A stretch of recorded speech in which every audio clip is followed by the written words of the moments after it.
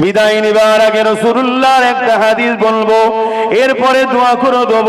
আল্লাহ নবী সাহাবাদেরকে বললেন, হে আমার সাহাবারা, আখিরি জামানায় এমন একটা দিন আসবে যেদিন আমার উম্মতের উপরে যেমন ক্ষুধার্ত পশুগুলো খাবারের থালের উপরে ঝাঁপিয়ে পড়ে, আমার উম্মতের উপরে চতুর্দিক থেকে জালিমরা ঝাঁপিয়ে পড়বে।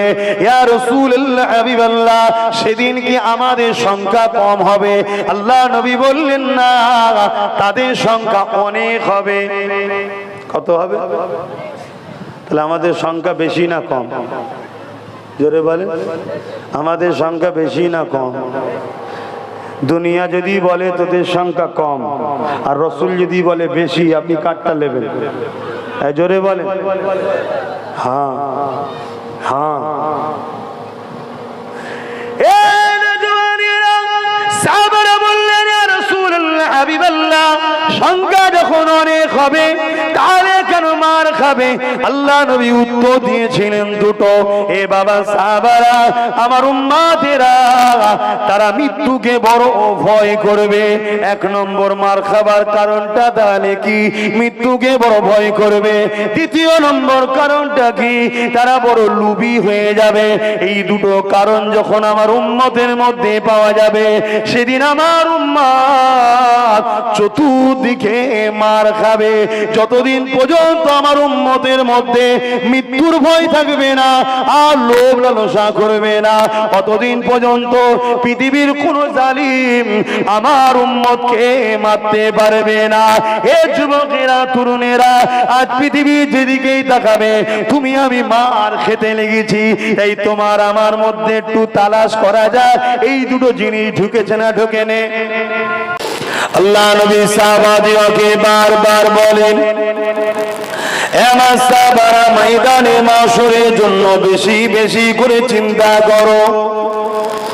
আল্লাহ কোরআনেও বলে, ওয়াল তানজুরু নাফসুম মা কদ্দামাত লিগাদ, প্রতিটা নফসের উচিত পরকাল নিয়ে ভাবা, কেননা পরকালটা এত কঠিন জায়গা হবে। তাই নবী আমার বললেন, বাবা সাহাবারা, ময়দানে মাশরটা কেমন দিন হবে? আল্লাহ নবী সাহাবাদেরকে বলেন, ময়দানে মাশরে এমন বাপ পাওয়া যাবে নিজের ছেলেকে জমিনে শুইয়ে দিয়ে ওই ছেলের বুকের উপরে পা দিয়ে দাঁড়িয়ে যাবে। ময়দানে মাশরে দে এমন বা ছেলে পাওয়া যাবে নিজের জনম দুঃখী জনমদাতা বাপকে জমিনে শুইয়ে দিয়ে তার বুকের উপরে পা দিয়ে দাঁড়িয়ে যাবে। সাহাবা হুজুররা শুনে কাঁদে আর বলেন, ইয়া রাসূলুল্লাহ, হাবিবাল্লাহ, এই রকমটা কেন হবে? আল্লাহ নবী বলেন, এই জমিনটা যেমন লোহা আগুনে দিলে পুড়ে লাল হয়ে যায়, ওই সূর্যের তাপে দে জমিনটা পুড়ে পুড়ে লাল হয়ে যাবে। ওই জমিনের উপরে দাঁড়াতে পারবে না। যার যার উপরে জোর চলবে ওই জমিনে শুইয়ে দিয়ে তার বুকের উপরে পা দিয়ে দাঁড়িয়ে যাবে। শুনছেন তো? মাইকা যে বুঝতে পারছেন? হ্যাঁ। দুনিয়ার কারো ভয় চমকানি দেখে তুমি ঘাবড়ে যাচ্ছ, ওই দিন কি হবে? ওই দিন কি হবে?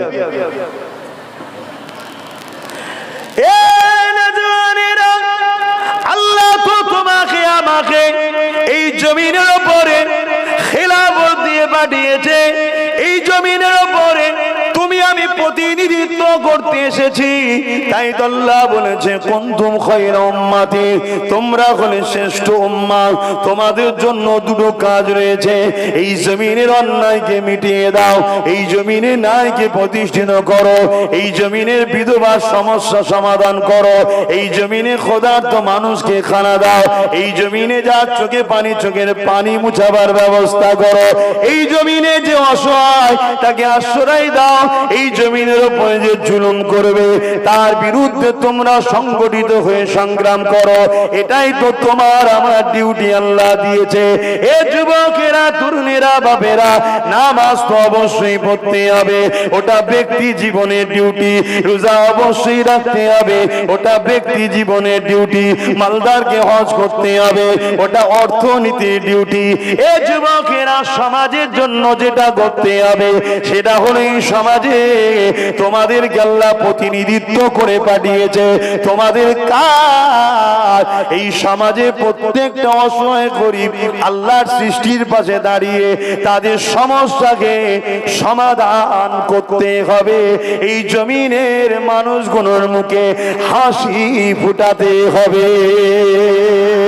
যদি তুমি দুনিয়া জমিনে আল্লাহর সৃষ্টিকে হাসাও, দুনিয়া জমিনে আল্লাহর সৃষ্টিকে খুশি করো, দুনিয়া জমিনে আল্লাহর বিপদে পড়া সৃষ্টি গুণের পাশে দাঁড়িয়ে আজাদ করতে পারো, মনে রেখে দেবে ময়দানে মাশরের এই কঠিন বিপদের দিনে আমার আল্লাহ তোমাকেও তার রহমত দ্বারা সেদিন বিপদ থেকে মুক্ত করে আরশে আজিমের ছায়া দেবে। 7 শ্রেণীর মানুষ ছায়া পাবে। তার মধ্যে প্রথম নম্বর কে বলবেন? তো বলেন, বলবেন না? রাগ হয়েছে কি? আব্বারা রাগ করলেন নাকি? তাহলে বলুন প্রথম নম্বর কি? জানেন না? আমি বলবো প্রথম নম্বর হলো যারা সমাজের বুকে নাই পরায়ণ শাসক হবে। তারা কারা? নাই পরায়ণ শাসক। তাহলে নাই পরায়ণ শাসকের ইসলামে গুরুত্ব কত বুঝতে পারছেন? ওরকম কঠিন দিনে আল্লাহ তাকে আরশে ছায়া দেবে। বলুন সুবহানাল্লাহ। তাহলে আমার ঘরের ছেলেগুলো নাই পরায়ণ শাসক কাকে বলে এটাও শেখানো দরকার আছে না? না, এটা শিখাবে কে? মাতাল, চোর, ডাকাত? কে শিখাবে? পকেটমার? কে শিখাবে বলবেন তো? আল উলামা ওয়ারাসাতুল আম্বিয়া, নবী পাকের ওয়ারিস যারা তারা শিখাবে। তারা কারা? যারা মুখ খোলে আল্লাহর জন্য, মুখ বন্ধ রাখে আল্লাহর জন্য, হাত মিলায় আল্লাহর জন্য, হাতকে টেনে লায় আল্লাহর জন্য, চলে আল্লাহর জন্য, বসে যায় আল্লাহর জন্য, কাঁদে আল্লাহর জন্য, হাসে আল্লাহর জন্য। তাদের মাকসাদ একটাই হবে আল্লাহ আল্লাহ আল্লাহ আল্লাহ আল্লাহ। এদেরকে বলা হয় নবী পাকের ওয়ারিস। এরাই হলো আল্লাহ পাকের নবীর ইলমের প্রতিনিধিত্ব করবে। এরাই তো সমাজের বুকে সবার জন্য আল্লাহ পাকের পক্ষ থেকে রহমত হয়ে এসেছে। এ তো দয়া করে আল্লাহদেরকে পাঠিয়েছে। আজকে তাদের কথা বলার সুযোগ আছে? কথা বলে? আপনার গ্রামের ইমামের কথা বলার সুযোগ আছে? তো যেখানে যারা কথা বলার সুযোগ তারা যদি চুপ হয়ে যায় তে সমাজ ধ্বংস হবে না? হবে না? ধ্বংস হচ্ছে। কোন এমন বাড়ি আছে বলুন তো যে বাড়িতে শান্তি আছে? কোন এমন বাড়ি আছে বলুন তো যে বাড়িতে ওষুধ নেই বা রোগ নেই? বাড়িগুলো তো ওষুধের দোকান হয়ে গেছে। কেন? এই যে যার কথা বলা দরকার তাকে চুপ করিয়ে দিয়েছ, যার শোনা দরকার সে বলছে। এখন আল্লাহ নবী তো তাই বললেন, আখেরি জামানায় যত চোর, বদমাই, গুন্ডা, সমাজ বিরোধী, চরিত্রহীন, রেপিস তারা সমাজের প্রতিনিধিত্ব করবে। রাসূলুল্লাহ ১৫০০ বছর আগে বলে গেছে। বলেছে না বলেনি? এই কথাটা আলেম ইমামদের ক্ষমতা আছে মসজিদের মেম্বারে দাঁড়িয়ে বলার? কেন ভাই, অসুবিধা কিসের? এ তো রাসূলুল্লাহর কথা। এদেশ তো সবাইকে ধর্মীয় অধিকার দিয়েছে। এদেশ তো কারো বাবা কালী সম্পদ নয়। এদেশ তো সবার সমান অধিকার আছে। তাহলে ইমাম মসজিদে দাঁড়িয়ে তার কওমকে বলতে পারছে না কেন? কেন যে 5 দিন 6 দিন 7 দিন কোনো ওয়াক্তে না পাওয়া গেল জুম্মার দিন একটু আসে, দেখা যাবে সমাজের বুকে এমনও আমার মসজিদে ঢুকে বসে আছে রাসূলুল্লাহর হাদিসে সেই বদমাইশটা ধরা পড়ে যাবে। এ আছে না? নাই? তখনও বলবো মলি সাহেব তোমার বড্ড তেল হয়েছে না, তুমি আমায় বলছো। আরে ওর নাম ধরে বলেছে। হজ করবো না ছেড়ে দেবো? অসুবিধা নেই তো আপনাদের? আপনাদের কথা বলছে, আমার অসুবিধা নেই। কানার কি বার হাত কি বা দিন কি বুঝাচ্ছে না? নাই, আমাদের কোনো সমস্যা নেই। দুনিয়া বন্দুকের নলে গুলি দেখে, আমরা বন্দুকের নলে আল্লাহ নবীর দিদার পাওয়ার রাস্তা দেখতে পাই। জোরে বলুন সুবহানাল্লাহ। কারণ মরার পরেই কবরে যাবে, কবরে রাসূলুল্লাহ হাজির হয়। জোরে বলুন সুবহানাল্লাহ। দুনিয়া কামানের সামনে মৃত্যুটাকে আমরা কামানের সামনে আল্লাহ জান্নাতের খুশবু পাই। জোরে বলুন সুবহানাল্লাহ। তাই তো ব্রিটিশকে কেউ তাড়াতে পারেনি। যখন আব্দুল আজিজ মুহাদ্দিস দেহলভী বলেছিল, এ উলামারা, ব্রিটিশের বিরুদ্ধে লড়াই করা ফরজ, ব্রিটিশের পা কাঁপছে, পালা। অরিজিনাল বাপ এবার লেগেছে। কথা বুঝে আসছে না? হ্যাঁ, ইতিহাস পড়ো। আব্দুল আজিজ মুহাদ্দিস দেহলভীকে ফুরফুরাওয়ালাদেরও বাপ, তবলিগওয়ালাদেরও বাপ, দেওবন্দিওয়ালাদেরও বাপ। এক কথায় ভারতবর্ষে যারা হাদিস পেয়েছো সবার বাপ আব্দুল আজিজ মুহাদ্দিস দেহলভী রহমাতুল্লাহ আলাইহি। আমাদের সবার মুরব্বী তিনি। আমাদের মধ্যে এখন সব ফিকশন হয়েছে, ছোটখাটো জিনিস, ওপরে সব মিলেমিশেই আছে। যাই হোক, আল্লাহ আমাদের মধ্যে মিল মহব্বত দিক। বলুন আল্লাহুম্মা আমিন।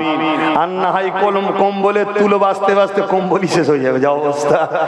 বুঝে আসছে তো, বুঝার হয় বুঝুন, না বুঝলে আর কি করতে পারি। তো উনি যখন ফতোয়া দিলেন চলো ওদের বিরুদ্ধে লড়াই করা ফরজ হয়ে গেছে, নিজের মাতৃভূমি থেকে ওদেরকে তাড়িয়ে আজাদ করতে হয় মাতৃভূমিকে, তখন বুঝলেন আর থাকা যাবে না। কেন? মুসলমান যেটা করে কারো থেকে মাইনে লিবার জন্য করে না। মুসলমান যখন কিছু করে আল্লাহকে খুশি করার জন্য করে। জোরে বলুন সুবহানাল্লাহ। আর আল্লাহকে খুশি করার জন্য যখন কিছু করে তখন কেমন হয় জানেন? হ্যাঁ, বাপেরা, নওজোয়ান তরুণেরা, এ নবী পাকের প্রেমিকেরা, আল্লাহ নবী যখন বদরের জমিনে ডাক দিলেন, চলো বাবা বদরের জমিনে যেতে হবে। কি জন্য যেতে হবে জিজ্ঞাসাও করে না। নবী পাক তাদেরকে বলতে লেগেছে, মক্কার জমিনের শাসক আবু জেহেল, উতবা, সাইবা, আবু লাহাব, এদের নেতৃত্বে 1000 সৈন্য আসছে, বদর নামক স্থানে চলে এসেছে। তারা মদিনার উপরে হামলা করবে, মদিনার মা বেটিদের উপরে জুলুম হবে, মদিনার মানুষ দিগকে হত্যা করবে, মদিনার শান্ত পরিবেশকে অশান্ত করবে। এ বাবা সাহাবারা, আমি রাসূলুল্লাহকে তোমরা যদি মানো, বাবা তোমরা সবে ঈমান এনেছো, চলো বাবা মদিনার বর্ডারে যেতে হবে, বদর নামক স্থানে যেতে হবে। নিজের বাচ্চাদের জন্য, পরিবারের জন্য, মদিনার জন্য, আল্লাহ ও রাসূলকে খুশি করার জন্য বাবা ন্যায়ের পক্ষে দাঁড়িয়ে অন্যায় সন্ত্রাসদের বিরুদ্ধে সংগ্রাম করতে হবে। সাহাবা হুজুরদের মধ্যে থেকে মাত্র 313 জন দাঁড়িয়ে গেল, যাদের হাতে তরোয়াল নয়, ঢালও নয়, তীরও নয়, বললাম না। আর সাহাবাদের সংখ্যা 313 জন, ওদের সংখ্যা 1000-এর উপরে। ওদের হাতে তরোয়াল আছে, ঢাল আছে, বল্লম আছে, যুদ্ধের লোহার ড্রেস রয়েছে। আর সাহাবাদের হাতে খাজুরের ডাল, খালি পায়ে গরম বালির উপরে পরনা ছিঁড়া পাড়া কাপড় রয়েছে। একবার সাহাবারা জিজ্ঞাসা করেন, ইয়া রাসূলুল্লাহ, হাবিবাল্লাহ, ওদের হাতে তো তরোয়াল রয়েছে, ওদের সংখ্যা 1000-এর উপরে, আমাদের হাতে খাজুরের ডাল, আমাদের সংখ্যা 313 জন। ইয়া রাসূলুল্লাহ, ওদের মোকাবেলায় কি করে পারবো? আমার পরিবার আছে, আমার বাচ্চা আছে, আমার সংসার রয়েছে, আমার জমি জায়গা, কারবার, ব্যবসা রয়েছে। ইয়া রাসূলুল্লাহ, কি করে পারবো? এটা একবারও বলেনি। যেখানে নাই সন্ন্যায়ের ব্যাপার চলে এসেছে, নায়ের পক্ষে দাঁড়ানোটা হলো আল্লাহর হুকুম। যিনি তোমাকে সৃষ্টি করেছে, এটা তোমার পক্ষ থেকে একটা পরীক্ষা হতে পারে। তাই সাহাবারা একবার প্রশ্ন করেনি।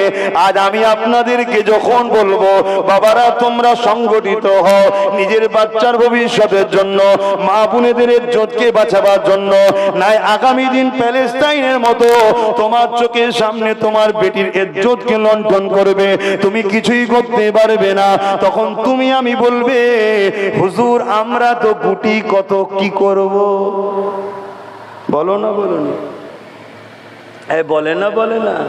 এই কথাটা আজকে বেরোচ্ছে কেন? কেন বেরোচ্ছে বলুন?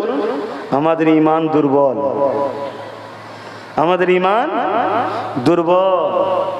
আমাদের ভরসা আল্লাহর উপরে নাই, আমাদের ভরসা সংখ্যার উপরে। আমাদের ভরসা আল্লাহর উপরে নয়, আমাদের ভরসা অর্থের উপরে। আমাদের ভরসা আল্লাহর উপরে নয়, আমাদের ভরসা চোখের দেখা। আরে হতভাগা আকবর মুগলে আজম ছিল ভারতবর্ষে। শোনো, এই দেশে হতভাগা আকবরের নাম শোনেন না? আরে হ্যাঁ কি না বলবো, যা ঘুমিয়ে বললো নাকি? আব্বা ঘুমোচ্ছে নাকি? কেন গরমে মানুষ ক্লান্ত হয়, বসে বসে ঘুমিয়ে পড়েন না তো? বা চেয়ে আছে সব, তাও ভেতরে ভেতরে চালাচ্ছেন না তো? এই হতভাগা আকবরের নাম শুনেছেন না শোনেননি? ওকে মুগলে আজম পুরো ভারতের হুকুমত দিয়েছিল কে বলুন? আল্লাহ দিয়েছে। কিন্তু শয়তান আল্লাহ দিয়া পাওয়ার নিয়ে দ্বীনে ইলাহি বার করে ইসলামের বিরোধী, কোরআনের বিরোধী কিতাব বার করেছিল না করেনি? হ্যাঁ, মোজাদ্দেদ আল-পেশানি আকবরের বিরুদ্ধে সংগ্রাম শুরু করলো। আকবরের বিরুদ্ধে বলতে লাগলো, এ আকবর ইসলামের বিরোধী, এ আকবর কোরআনের বিরোধী, এ আকবর কোরআনকে মিটাবার কথা বলে, অতএব এর বিরুদ্ধে সংগ্রাম করো। মোজাদ্দেদ আল-পেশানি যখন এ কথা বলেছিল, মোজাদ্দেদ আল-পেশানির পাশে গুটি কতক লোক ছিল, আকবরের পাশে কিন্তু সবাই ছিল। বড় বড় মুফতি, মাওলানা, আলেম ওলামা, পীর সাহেব, পীরজাদা। কেন? আকবরের দিকে মিলিটারি, আকবরের দিকে ফোর্স, আকবরের দিকে পুরো দেশের ক্ষমতা, তাই আকবরের দিকে সবাই দাঁড়িয়েছিল। মোজাদ্দেদ আল-পেশানির দিকে গুটি কতক লোক ছিল। মোজাদ্দেদ আল-পেশানি বিশাল এক ময়দানে হাজির হয়েছে। সংগ্রাম হবে, লড়াই হবে, হক না হকের লড়াই হবে। গিয়ে দেখছে লাখো লোক হতভাগা আকবরের দিকে, বড় বড় নামদারি মুফতি, মাওলানা, বড় বড় নামদারি পীর সাহেব, সব পাগড়ি টাগড়ি বেঁধে শয়তান সব আকবরের দিকে বসে আছে। এ কথা শুনছেন না শোনেন রে? হ্যাঁ শোনেন, যুগে যুগের কথা, ইতিহাস শুনতে হবে একটু। যুগে যুগে কি হয়েছে দেখো না। আমার ঘরের ছেলে বোকা বানাচ্ছে, তুমি বুঝতেই পারছো না। তো হতভাগা আকবর একদম ফোর্স টোর্স নিয়ে, মিলিটারি নিয়ে, একদম তার পাওয়ার নিয়ে সব এসে হাজির। আর মোজাদ্দেদ আল-পেশানি পীর সাহেব মানুষ, ফকির সাহেব মানুষ, গুটি কত লোক নিয়ে হাজির হয়েছে। সবাই ঠাট্টাই আর কি করছে, হাসে, ঘটালে কি হবে রে, হানাবে তানাবে। হুজুর দূরে কাজ নামাজ পড়ে বলছেন, আল্লাহ, মোজাদ্দেদ আল-পেশানি বাপের ঘর টিকাতে আসেনে, জমি জায়গার ভাগ দখল করতে আসেনে, মোজাদ্দেদ আল-পেশানি নিজের জন্য লড়াই করতে আসেনে। আয় আল্লাহ, এর জালিম তোমার কোরআনের বিরোধী করেছে, তাই এর বিরুদ্ধে আমি আওয়াজ তুলেছি। অতএব কোরআন তো তোমার কথা, তোমার ইজ্জতের কালামের কথা, ইজ্জতের পাওয়ার আজ আমি মোজাদ্দেদ আল-পেশানি দেখতে চাই। বিশাল তুফান শুরু হলো। মোজাদ্দেদ আল-পেশানির গুটি কতক ছাড়া বাকি যারা ছিল সব বেটাকে ঠেলে ঠুলে নিয়ে যে দুমড়ে মুচড়ে জাহান্নামে যাওয়ার ব্যবস্থা আল্লাহ করে দিয়েছে। আর মোজাদ্দেদ আল-পেশানির গুণকে আল্লাহ তার রহমতের চাদর দিয়ে ঘিরে রেখেছে। জোরে বলুন সুবহানাল্লাহ, আরো জোরে বলুন। কয়েকশো বছর হয়ে গেল, মোজাদ্দেদ আল-পেশানি চলে গেছে, হতভাগা আকবরও চলে গেছে। আকবরের দরবারে কেউ যায় না। যায় তার বাড়ি কোথা, তার ছেলে কটা, তার কবর কোথা কেউ দেখতে যায়। কিন্তু মোজাদ্দেদ আল-পেশানির দরবারে আজও কোটি কোটি কোটি লোক যাচ্ছে। জোরে বলুন সুবহানাল্লাহ। তাই একটা প্রবাদ বাক্য আছে, সব জায়গায় বুড়ো হওয়া যায়, মোস্তফার গোলামদা কখনো বুড়ো হয় না। জোরে বলুন সুবহানাল্লাহ। তাই ফুরফুরাই যতদিন মেজে হুজুর বেঁচে ছিল, আব্বাস হুজুর জন হতে পারে, মেজে হুজুরের লাইনটা আমার থেকে বড় ছিল মুসাফা করার। কারণ এখানে বুড়ো হলেই দাম আরো বাড়ে। নবীর গোলামিতে যত বয়স বাড়বে তত দাম বাড়বে, বাকি সব জায়গায় দাম কমে যায়। দেখো না এখন বিভিন্ন দলের মধ্যে বুড়ো ছোকরাদের নিজেদের মধ্যেই লড়াই হচ্ছে না, হয় না? কিন্তু মোস্তফার গোলামদের মধ্যে দেখো, যত নবীর গোলাম বড় হয়, বুড়ো হয়, সমাজ তাকে তত বেশি আরো সম্মান শ্রদ্ধা করে। জোরে বলুন সুবহানাল্লাহ। মিলাও মিলাও, নায়ক নায়িকার দিকে যাও না, একটু চামড়া ঢিলে হয়ে গেল অমনি অন্য নায়ক নায়িকা ধরে লা, এ আর ভালো লাগে না, বুড়ো হয়ে গেছে রে। আর মোস্তফার গোলাম যত বুড়ো হয় তার তত সম্মান বাড়ে। আগে হয়তো শুধু মুসাফা করতো, এখন বুড়ো হয়ে গেলে জুতো নিয়ে বগলে করে দাঁড়িয়ে থাকে, আমার হুজুরের জুতো। জোরে বলুন সুবহানাল্লাহ। নবীর গোলামি করো, নবীর গোলাম হও, নবীকে মডেল হিসাবে মানো। মুসলমান, তোমার মডেল কোনো অন্য কেউ হতে পারে না, তোমার মডেল একজন মোহাম্মদ রসুল। আব্বাসও তোমার মডেল নয়, কোন মুফতি মৌলানা ইমাম তোমার মডেল নয়। হ্যাঁ, মুফতি মৌলানা ইমামের মধ্যে যারা রসুলকে চেনায়, নবীর সঙ্গে জুড়তে চায়, তারা তোমার কাছে সম্মানের জিনিস। কেন? তারা রসুলের পক্ষে গোলামি করছে, নবীর পক্ষে বলছে, এই তাদেরকে সম্মান করলে রসুল খুশি হবে। জোরে বলুন সুবহানাল্লাহ। কিন্তু মডেল হলো রসুল। লাকাদ কানা লাকুম ফি রাসূলিল্লাহি উসওয়াতুন হাসানা। আমি আবার বলছি সে আয়াতটাকে, নামাজ রসুলকে দেখে, রোজা রসুলকে দেখে, হজ রসুলকে দেখে, যাকাত নবী যেভাবে দিতে বলেছে, আত্মীয়তা করা রসুল যেভাবে করেছে, সংসার করা রসুল যেভাবে করেছে। তোমার জিন্দেগির প্রত্যেকটা কাজে তুমি রাজনীতি করতে চাও, তোমার মোহাম্মদ রসুল যেভাবে বলেছে, শুনছো না শোনো না, তুমি রাষ্ট্র চালাতে চাও, তোমার মোহাম্মদ রসুল যেভাবে বলেছে। আমি চ্যালেঞ্জ দিচ্ছি, রুহে জমিনের উপরে, আসমানের নিচে কোন মায়ের বেটা কোনো পয়দা হয়নি জামান নবীর লাইফ স্টাইলের কোন কাজকে বলে দেবে এটা মানবতা বিরোধী, সমাজ বিরোধী, দেশ বিরোধী, গণতন্ত্রের বিরুদ্ধে বলতে পারবে না। আমার রসুল এমন একটা মডেল, পৃথিবীর তুমি যেখানেই থাকো না কেন, রসুলকে ধরলেই শ্রেষ্ঠ মডেল হবে। জোরে বলুন সুবহানাল্লাহ। আরো জোরে বলা যাবে, আরো খুশিতে বলা যাবে, নারায়ে তাকবীর। আমার সাথে সকলে একটু হাত তুলে তাহলে সারা দাও, লাব্বাইক। তোমরা বলবে ইয়া রাসূলুল্লাহ, লাব্বাইক লাব্বাইক লাব্বাইক লাব্বাইক লাব্বাইক, নারায়ে তাকবীর। ইয়া রাসূলুল্লাহ বলাতে কোনো আপত্তি আছে? কেন নবী দূরে নয়, নবী আমাদের কাছে। কোথায়? কোরআন বলছে প্রতিটা মুমিনের জানের থেকেও কাছে মোহাম্মদ রসুল। জোরে বলুন সুবহানাল্লাহ। তাই তো মসজিদে ঢোকার সময় সালাম দিতে হয়। দয়ার নবীকে আগে সালাম দাও, তারপরে বলো আল্লাহুম্মা ইফতাহ লি আবওয়াবা রাহমাতিক। প্রথম সালাম দাও, তারপরেই দোয়া পড়ো। আমরা নবী থেকে দূরে সরে গেছি বাপ, আর আমাদেরকে সরানো হয়েছে বড় প্ল্যান করে। কেন? যতদিন নবীর সঙ্গে জুড়ে থাকবো, পৃথিবীর সব চামচিকে যদি এক জায়গায় হয়ে আকাশের চাঁদের আলো রুখতে যায় যেমন পারবে না, তার থেকেও অসম্ভব পৃথিবীর সব মানবরূপী পশু এক জায়গায় হয়েও মোহাম্মদ রসুলের গোলামকে কিচ্ছু করতে পারবে না। কি ভুল বললাম? এই জোরে বলেন। হ্যাঁ, আব্দুল্লাহ ইবনে হুযাফা হুজুরের নাম শোনেন না? আমার নবীর এক সাহাবী ছিলেন। এক খ্রিস্টান শাসক ধরে নিয়ে গেছে। শাসক ধরে নিয়ে যে তাকে অফার দিচ্ছে, আব্দুল্লাহ ইবনে হুযাফা তুমি মোহাম্মদ রসুলকে ছেড়ে দাও, আমি তোমাকে অনেক সম্মানীয় পদ দেবো, অনেক চাকরি দেবো, জায়গা দেবো, অর্থ দেবো, আমার রাজ্যে ভালো সম্মানীয় পদ দেবো। কি গো, এখন ঝাঁট দিবার পদ পেয়ে গেলেই ব্যাস রসুল ছেড়ে দিচ্ছে। আমার কমে আছে না, না কি করিস ভাই? না আমি একটু অফিসে গিয়ে ঝাঁট দিই। ওরে বাপ, তাই নাকি? ওর যা ঠাঁট বাঁট দেখলেই হাসি ভাই। ওই চাকরিতেই পাগল, ওই চাকরিতেই পাগল। আপনার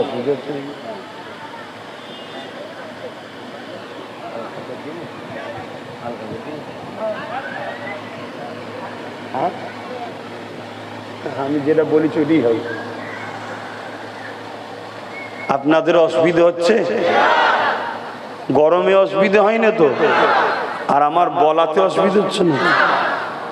হযরত আব্দুল্লাহ ইবনে হুযাফাকে বড় পদের সম্মান দেখানো হলো, লোভ দেখানো হলো। আব্দুল্লাহ ইবনে হুযাফা বলছে, এই জালিম, তুই কিছু পদের কথা বলছিস কেন? পুরো যদি হুকুমতটাও দিয়ে দিস, পুরো হুকুমতটাকেও যদি দিয়ে দিস, তোর সিংহাসনের দিকে একবারও তাকিয়ে দেখবো না। মুস্তাফা জানে রহমতের কদমে মরাকে পছন্দ করি। জোরে বলুন সুবহানাল্লাহ। কারণ এই জিন্দেগির কোনো দাম আছে? কেন এক্ষুনি যদি নিঃশ্বাসটা বেরিয়ে যায়, কি গো সব শেষ তো? আচ্ছা বলুন তো, শরীরের সঙ্গে রুহের কত সম্পর্ক? সব থেকে আপন তো নাকি? কতদিন সাথে আছে না? 50 বছর, 30 বছর, 40 বছর সব সাথে আছে না? হ্যাঁ, এতদিন থাকার পরও এক সেকেন্ড আপনার কথা শুনবে? আল্লাহ ডাক দিয়েছে চলে আয়, আর আপনি যদি বলি এক সেকেন্ড দাঁড়া না, পানিটা শুধু ঘিলে এলি, শুনবে? হ্যাঁ, কারো কথা শুনবে না। কেন এটা আল্লাহর হুকুম বলা হয়, রূহ এ বেরিয়ে চলে যাবে। আব্দুল্লাহ ইবনে হুযাফা বলছে আমি রাজি নই হতে। ও ঠিক আছে, একে জিন্দান খানায় লিজে বড়, কিছুদিন খেতে দিও না, এমনি দেখবে সব ঠিক হয়ে যাবে। খিদে ভাই বড় জ্বালা না নাকি? খিদে বড় জ্বালা তো নাকি? যেমন আমার কিছু ভাই আছে, পেট ভর্তি করে আসার পরও কেউ যদি বলে আই না রে বস না রে বিরিয়ানি আছে, মরা না জ্যান্ত মুরগির দেখা দেখি নিয়ে হাত গুটিয়ে খাওয়া শুরু করে দিল, আছে না নাই? আমার ভাইদের কথা বলছি, আমি অন্য কারো কথা বলছি না। আমার ঘরে জন্ম নিয়েছে, আমার খ্যাতের লোক সে, তারা সে যদি আমার খ্যাতের না হতো আমি কিচ্ছু কথা বলতাম না। কেন ও যখন জুলুমের শিকার হয়ে টপে পৌঁছে গিয়ে ধরা পড়বে, ওর জন্য পুরো কমকে মিডিয়াতে গাল খেতে হবে। ভুল বলছি? তাহলে অন্যায় করছে একজন আর বদনামের ভাগ নিচ্ছে পুরো কম। যারা এই বদনাম দিচ্ছে ওই শয়তান গুলোকে জিজ্ঞেস করে, ওরে শয়তান ভালো কাজের সময় তো কমের নাম করিস না, এই একটা দুটো বদমাইশ করেছে পুরো কমকে বদনাম করছিস কেন? বলছে আমরা তো এই সুযোগেই থাকি। কথা বুঝে আসছে? তো আব্দুল্লাহ ইবনে হুযাফাকে 3 দিন খাওয়া বন্ধ, ডাক্তার সাথে রেখে দেওয়া হয়েছে। কিছু কিছু কিতাব আছে 1 সপ্তাহ ডাক্তার রেখে দেওয়া হয়েছে। বলেছে দেখবি যখন মরার সময় একদম হয়ে যাবে তখন বলবি। তখনকার সময় মেরে দেওয়ার থেকে বড় চ্যালেঞ্জ ছিল নবী সাহাবীকে নিজের দলে আনতে পেরেছি।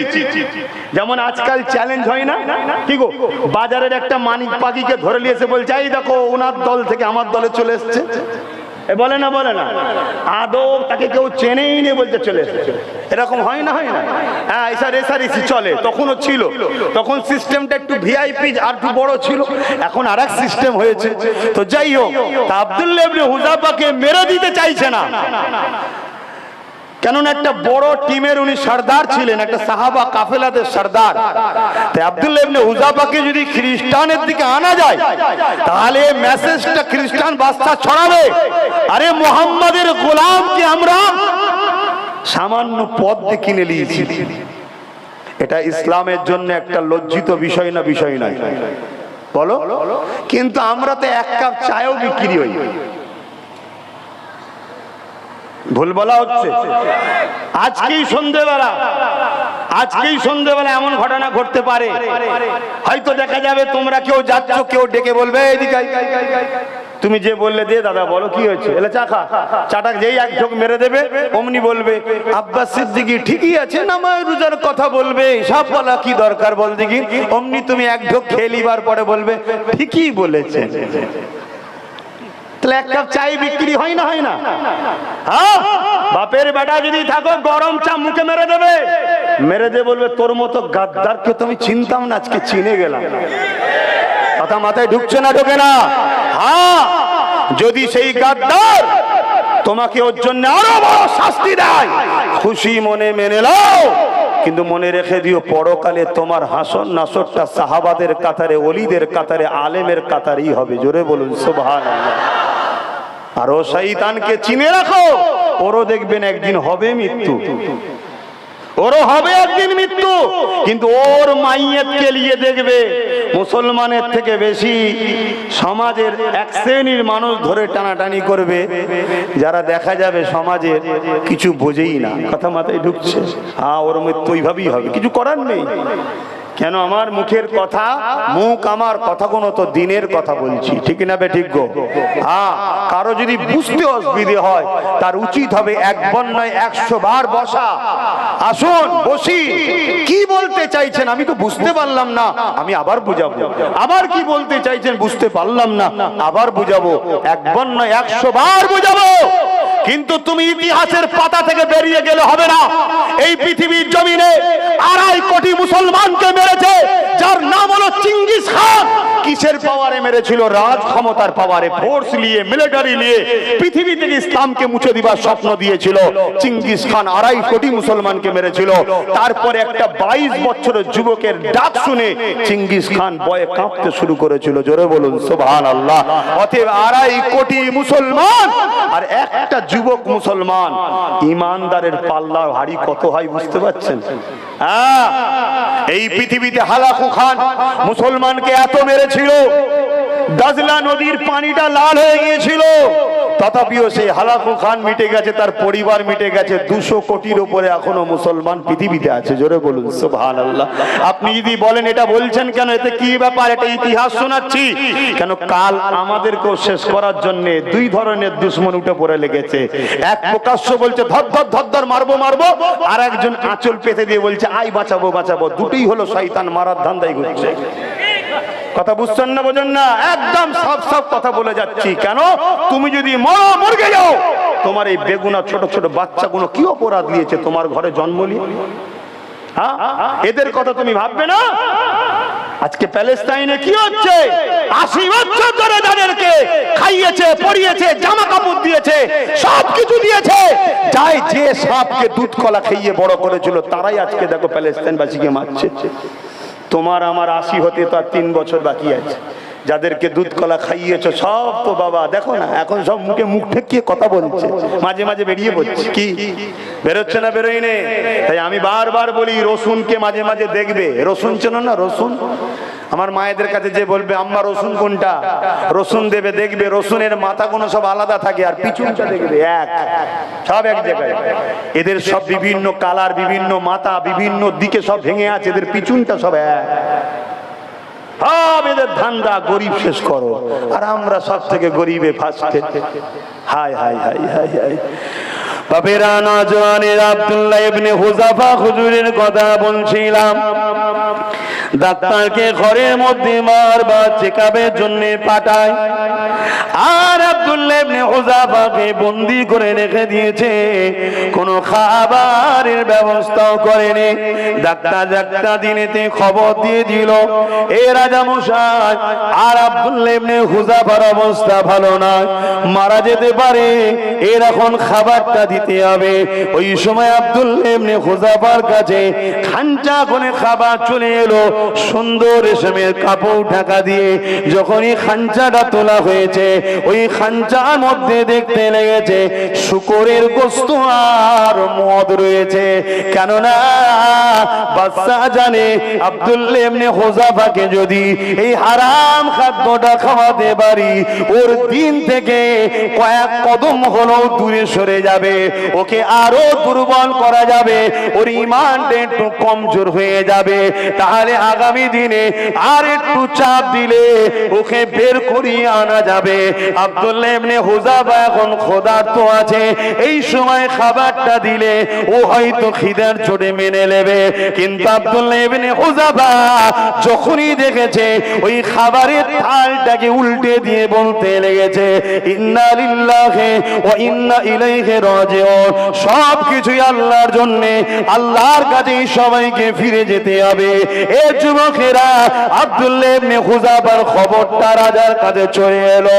এ রাজা, আব্দুল্লাহ ইবনে হুযাফা ওই হারাম খাদ্যটাকে খাইনে সে উল্টে দিয়েছে। সে বলতে লেগেছে, আমি আল্লাহটাকে সারা দিয়ে চলে যাওয়া পছন্দ করি, এই হারামের এক লুকমা খাবারকে পছন্দ করি না।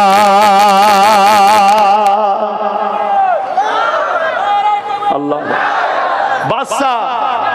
বাদশা হারাম খাদ্য কেন দিচ্ছিল? হারাম খাদ্য খেলে রসুল থেকে ও দূরে সরবে, আর রসুল থেকে দূরে সরে হলে কার সাহায্য দূরে যাবে বলুন? আল্লাহ সাহায্য দূরে সরে যাবে। আর আল্লাহ সাহায্য যখন কারো উপর থেকে দূরে সরে যায়, তাকে গোলাম বানানো সহজ না? সহজ নয়। তাহলে হারাম খাদ্য খাওয়াও। আজকেও আমাদের ঘরে আজকের ক্ষমতাশালীরা হারাম খাদ্য খাওয়াচ্ছে না খাওয়ায়নি? জোরে বলেন, কথা বলুন। সুস্থ শরীর থাকার পরও কারো কাছ থেকে 100 টাকা ভিক্ষা নেওয়া, ওটা হালাল না হারাম? খুব ভালো করে মাথায় ঢুকাও। কিসের টাকা? মদের, জুয়ার, না লক্ষ কোটি মুসলমানের রক্ত চুষা টাকা? তুমি জানো তোমাকে ফ্রিতে দেয়া হচ্ছে, তুমি খুব বগল বাজাচ্ছ আর খুব খুশিতে খাচ্ছ। তোমার বাড়িতে এমন একটা ফুসকুড়ি জন্মাবে, একটা ছেলে আল্লাহ দেবে, তোমার নাম নিশানা মিটিয়ে দেবে। জানো, ওই পয়জন এমন একটা তৈরি করে দেবে আল্লাহ। আমার কথা অসুবিধা হচ্ছে? আমি তো আমার দিনকে বাঁচাবার, কমকে বাঁচাবার জন্য বুঝাচ্ছি। আমি তো আমার কওমকে দ্বীনের রাস্তায় আনার জন্য বলছি। কওম যুগে যুগে ইসলামের সবথেকে বড় দুশমনি করেছে দুই শ্রেণীর লোক। এক শ্রেণীর লোক হচ্ছে যারা ক্ষমতার লোভে মানুষের প্রভু হবার স্বপ্ন দেখেছে তারা। আর এক শ্রেণীর লোক হচ্ছে যারা তাদেরই অর্থে সমাজে মুসলমানদের সহবতে থাকে, যাদেরকে বলা হয় নকল মুসলমান, মুনাফেক মুসলমান। কথা মাথায় ঢুকছে না? ঢোকে নেই। আজকে যখন তাদের দুনিয়ার কোন প্রতিনিধির বিষয়ে কিছু বলবে, ওই নকল মুসলমানের বুকে ব্যথা হবে। আর যখন আমার রাসূলুল্লাহকে নিয়ে যখন কেউ কিছু বলবে, তখন এই নকল মুসলমানের বুকে ব্যথা হবে না। যখন ওই দুনিয়ার জমিনে তার দুনিয়ার প্রতিনিধির বিরুদ্ধে কিছু বলবে, নকল মুসলমানের বুকে ব্যথা হবে। যখন আমার কোরআনকে মিটে যাওয়ার কথা বলবে, তখন এই শয়তান মার্কা হারামখোর মুসলমানের বুকে তখন ব্যথা হবে না। এদেরকে চিনার নমুনা বলে যাচ্ছি, চিনবেন তো নাকি? এক বস্তা আলুতে যদি 5টা আলু পচা থাকে, পুরো আলুকে পচাতে কদিন সময় লাগবে? বেশি দিন লাগবে? জোরে বলুন। কিন্তু বাকি আলুগুলোকে বাঁচানো যাবে না, যাবে না যদি 5টাকে বস্তা থেকে বার করে দেয়। অতএব আপনারা সংগঠিত হন, ঐক্যবদ্ধ হন। যারা এই সমাজে ইসলামের দুশমনদের দালালি করে, তাদের ঘরে সমাজ থেকে বয়কট করুন। তাদের কোনো ডাকে সাড়া দেবেন না। হয়তো 5 বছর কষ্ট হবে, কিন্তু মনে রাখবেন একদিন আল্লাহ আপনাদের হাতে দুনিয়ারও পাওয়ার দেবে, আখিরাতের শান্তিও ফিরিয়ে দেবে। জোরে বলুন সুবহানাল্লাহ। সংগঠিত হয়, গ্রামে ঐক্যবদ্ধ হয়, নিজেরা নিজেরা এক হয়ে যান। আর যদি না হন, যেমন কোন গাছকে কাটতে গেলে কুরুলের লোহার ক্ষমতা নাই, যদি বাঁট টানা সাথ দেয়, আমার গ্রামে 2-5টা যদি সাথ না দেয়, আমাদেরকে কেউ কাটতে পারবে না। আরে চেঙ্গিস খানের মতো দাদাকে, যার কথা শুনলে পৃথিবী ভয়ে কাঁপতো, গাছ পর্যন্ত কোন এলাকায় গেলে গাছকে রাখতো না, পুড়িয়ে শেষ করে দিত। পশু পাখি জীব জন্তু 1 লক্ষ নারীর ইজ্জত লুটেছে চেঙ্গিস খান। কত? 1 লক্ষ। সেই চেঙ্গিস খানকে একটা 22 বছরের যুবক কাঁপিয়ে দিয়েছে। আলহামদুলিল্লাহ বলেন। আমরাও দেখছি আজকের দিনে ছোটখাটো চেঙ্গিস খানকে একটাই 28-30 বছরের ছেলে কাঁপিয়ে দিচ্ছে। বলুন আলহামদুলিল্লাহ। আরো বলুন আলহামদুলিল্লাহ। কথা বলছি, বুঝতে পাচ্ছেন না? বলেন হ্যাঁ, সজাগ হন, সজাগ হন। কি চলছে আপনার পিছনে আপনি বুঝতে পাচ্ছেন না কেন? আপনি তো পোল্ট্রি মুরগি হয়ে গেছেন। পোল্ট্রি মুরগি বুঝেছেন? বাজারে পোল্ট্রি মুরগি কেনেন, এইটা খেয়াল করে হয়তো কোনোদিন কেনেন না। আমি যে কথাটা আজকে বলবো, আজকে হোক কালকে হোক যাবেন, এমনি তো বলবো পোল্ট্রি মুরগি কম খাওয়া ভালো, কেন ও থেকে অনেক বড় বড় রোগও হচ্ছে। তারপরেও এখন ও ছাড়া আর খাবেন কি? কুটুম এসে গেলে চট করে লিয়াই বাবা রেঁধে দে, দিয়ে দে। দেশি মুরগি তো পাওয়াই যায় না, সব উঠে যাচ্ছে ভালো ভালো জিনিস। এটা একটা খোদার মার, ভালো ভালো জিনিস উঠে যাচ্ছে। কথা বুঝে আসছে? আগে কত রকম ফল পাকড় দেখা যেত, এখন সব নেই। আগে ফল পাকড় অনেকদিন করে ঘরে থাকতো। এখন যদি মেহমান লিজে মোল্লা সাহেব যদি 1 কেজি আপেল লিজে দেয়, আমি মনে করি 2 দিন ধরে খাবো, 3 দিনের মাথায় দেখছি পচে যাচ্ছে। যে খোদার মার, উঠে যাচ্ছে রহমত।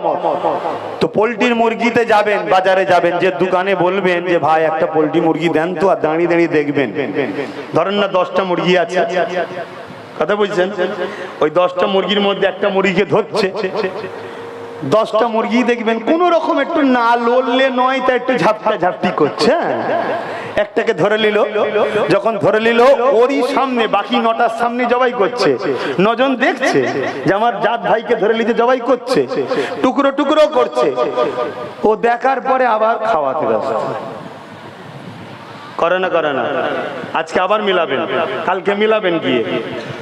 আবার ধরেন কেউ একজন যে বললে একটা মুরগি দাও তো ভাই, 9টা এখন রয়েছে, 9টা থেকে আবার একটাকে ধরছে ওরই সামনে। বাকি 8টা কোন রকম একবার না দেখলে নয়, দেখলো, ওর সামনেই কাটলো, টুকরো টুকরো করলো, ও সেই খাওয়াতেই ব্যস্ত। এ আজ হচ্ছে না, হয়নি। তা আজকে আমরা চোখের সামনে দেখছি, এখানে মেরে ফেলছে, ওখানে মেরে ফেলছে, ওখানে মেরে ফেলছে, আমাদেরও কোনো ধান্দা নেই, সেই খাওয়াতেই ব্যস্ত। ওই ফ্রি দিয়েছে খা, আলু দিয়েছে খা, তেল দিয়েছে খা, পটল দিয়েছে খা, খাওয়াতেই ব্যস্ত। একবারও ভাবছিনি যে এই জেলখানা থেকে কি করে বেরিয়ে আমরা বাঁচবো, আমার পরিবার, আমার বাচ্চারা কি করে বাঁচবে। একবারও যেমন পোল্ট্রি মুরগি ভাবেনে, আমাদেরও ভাবনা স্বপ্ন আছে নাকি? জোরে বলুন। আর যখন বলা হবে বেরো, তখন ওই পোল্ট্রি মুরগির মধ্যে কোন রকম থাপ থাপ করে লড়ে লড়ে বলবে কি করব ভাই, খেতে তো পাচ্ছি, কি গো বলে না বলেন, কষ্ট দিচ্ছি, তাহলে ছেড়ে দেন। বিপদে পড়ে গেছেন নাকি? হায় হায় আমার কম, ভালোবাসাই বুঝাচ্ছি, ভালোবাসাই বুঝাচ্ছি, পরিবর্তন হয়, পরিবর্তন হয়। 100টা প্যাকাটি হাতে রেখে পাগলা কুকুর তাড়ানো যায় না। 100টা প্যাকাটি হাতে রেখে পাগলা কুকুর বলবেন তো তাড়ানো যায় না।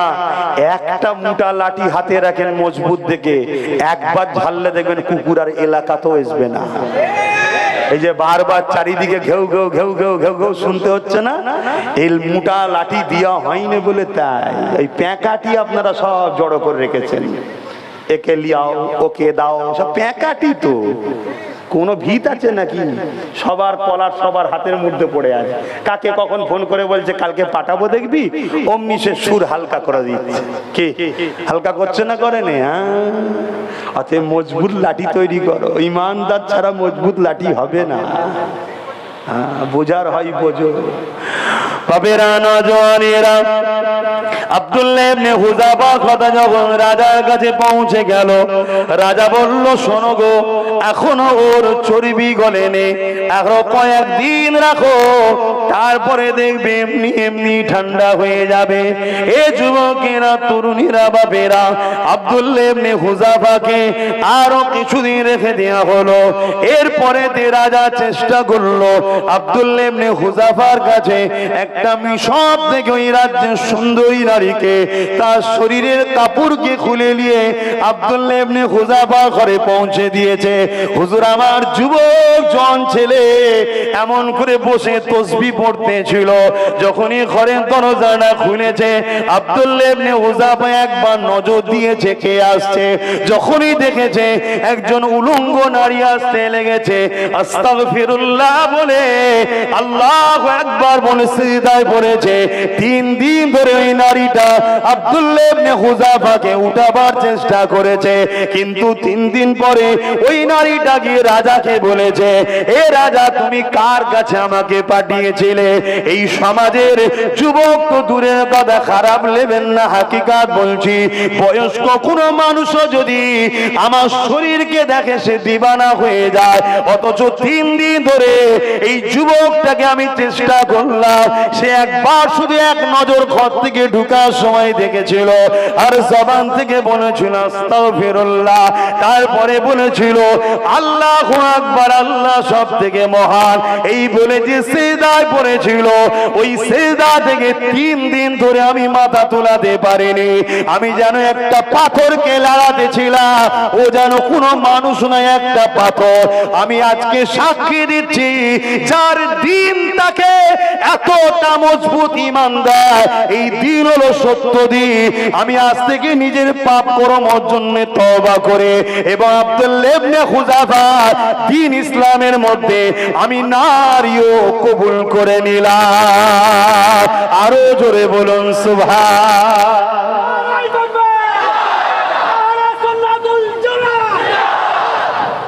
রাজা দেখছে তো উল্টো হচ্ছে রে বাবা, একে বেঈমান আমাদের দিকে আনতে চেয়েছিলাম, উল্টো দেখছি আমার গুণ কি ওর দিকে লিচ্ছে তো আবার।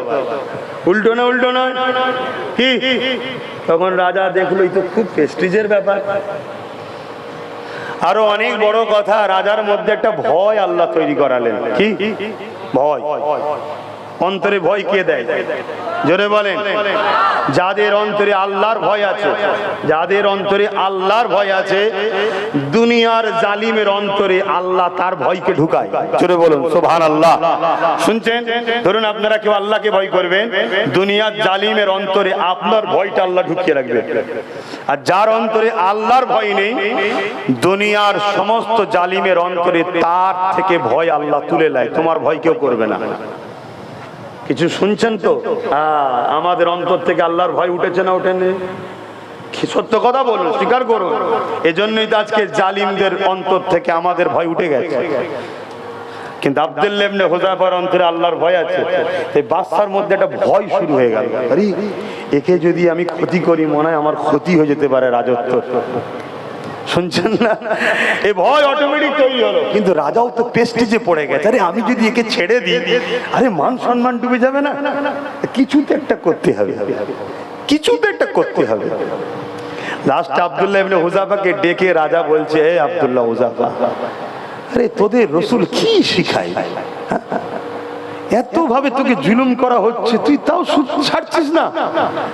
আমি একটা রাজা, আমার একটা প্রেস্টিজ আছে না? নাই, তুই একটু কম্প্রোমাইজ কর, কম্প্রোমাইজ কর। এত লোক আমায় মানে, এই ভালতারা শুনবেন, আজও এরম ঘটছে, আজও ঘটছে। অনেক সময় আমরাও দেখেছি ছোটখাটো নেতা কাউকে গিলার পরে ছুঁচো গিলা টাইপের হয়ে যায়। এ কেন ধরতে গেলাম, এ কেন ধরতে গেলাম, হয় না? হয় না? হ্যাঁ। আর এমনি এমনি ছেড়ে দিতে গেলেও পেস্টিজে লাগছে, সেও তো একটা ব্যাপার। আর যতদিন রাখছে তত ধস হচ্ছে। ধস বোঝেন না? তত ধস হচ্ছে, চারিদিকে ছড়াচ্ছে। দাদা পীর আওলাদকে ধরেছে, ধস হচ্ছে। বলছে কেন ধরতে গেলি রে? এটা ছুঁচো গিলা টাইপের হয়ে গেল না, খেতে পেচ্ছে, পেটের জ্বালায় খেতে গেছিলাম, গিলে দেখছে বিরাট গন্ধ। এই ছুঁচো বোঝেন না?